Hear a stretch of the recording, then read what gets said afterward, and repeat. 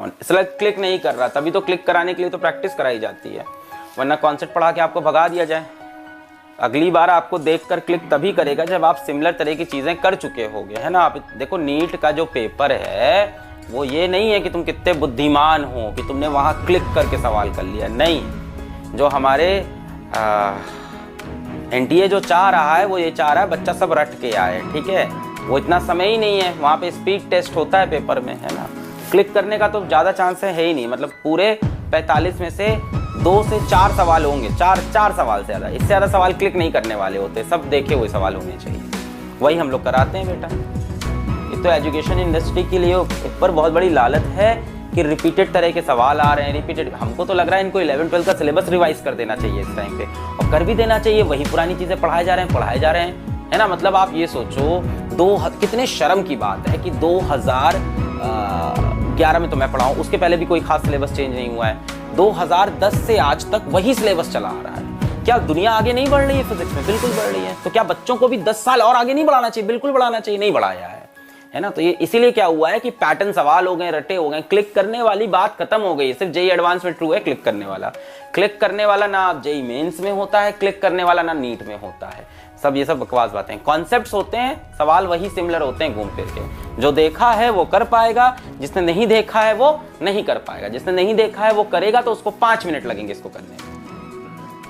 जो रट के आया चीजें उसी का देखो। अब जो सच्चाई एक्सेप्ट करो, नहीं कॉन्सेप्ट इंपॉर्टेंट। 11th क्लास में चूजे आते हैं, अब चूजों क्या करते हैं, कोचिंग वाले टीचर एकदम बेवकूफ बना देते हैं। बेटा कॉन्सेप्ट होता है, concept important, I agree to it, but concept के साथ साथ न्यूमेरिकल प्रैक्टिस बहुत इंपॉर्टेंट होती है, इक्वली इंपॉर्टेंट है। एक ऐसे कंपटीशन में जहां स्पीड टेस्ट होने वाला है, नीट में स्पेशली जहां स्पीड टेस्ट होने वाला है, वहां प्रैक्टिस बहुत इंपॉर्टेंट है, वहां सवाल लगाना बहुत इंपॉर्टेंट है।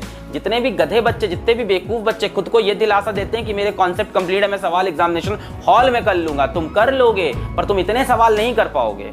45 सवाल नहीं हिलेंगे तुमसे फिजिक्स के। तुम कॉन्सेप्ट लगाओगे दिमाग को, इसमें ये उसमें वो, गए तुम बेटा, गए 45 सवाल गए तुम्हारे। 2 घंटे चूस ले जाएंगे, 1 घंटा बचेगा, 2-2.5 घंटा ले गया। फिर केमिस्ट्री में भी कॉन्सेप्ट लगाना, खत्म, पेपर छीन लेगा एग्जाम ने। ये एग्जाम ये मांग ही नहीं रहा है आपसे, ये मांगा आपसे रहा है कड़ी प्रैक्टिस, सवालों के ऊपर प्रैक्टिस हो, हाथ सेट हो, स्पीड टेस्ट है। ऐसा एग्जाम जिसका कट ऑफ 650 जाने लगे 720 में से। वहां आप ये सोचो कि एग्जामिनेशन हॉल में जाके मैं कॉन्सेप्ट्स अप्लाई करूंगा और सोचूंगा चीजें। कॉन्सेप्ट्स तो लगेंगे, मैं ये नहीं मना कर रहा हूं कि कॉन्सेप्ट्स नहीं, कॉन्सेप्ट्स तो लगेंगे ही लगेंगे, पर साथ में कड़ी प्रैक्टिस होनी चाहिए। वो तभी आती है जब सवाल देखे हो। एक बच्चे ने बोला क्लिक नहीं किया। बेटा एग्जाम में बहुत सी चीजें आपको क्लिक नहीं करेंगी, और तब तक नहीं करेंगी जब तक आप उसको पहले से प्रैक्टिस करके नहीं गए होगे।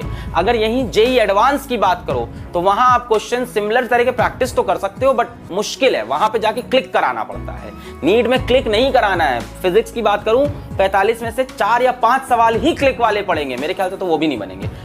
मैं तुमको एकदम रियलिटी बताऊं, 2 से 3 सवाल शायद आए क्लिक वाले, शायद 2 से 3 सवाल, 3 इज द लिमिट।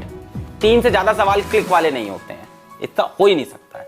बाकी सब कड़ी प्रैक्टिस पे आप कितने तरह के सवाल करके चुके हो, कर गए हो, प्रीवियस से कितना अच्छा एनालाइज किया है।